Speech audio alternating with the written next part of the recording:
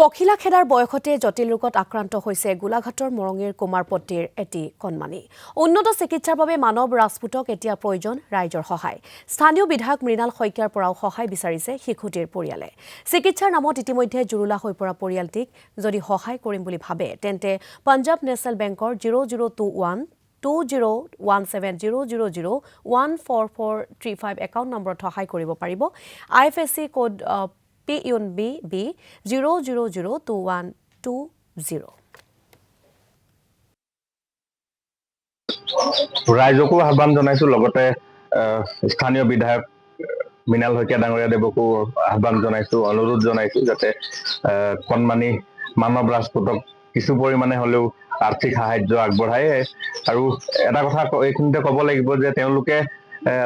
ইতিমধ্যে চিকিৎসাৰ নামত কণমানি শিশুটিৰ চিকিৎসাৰ নামত লক্ষাধিক টকা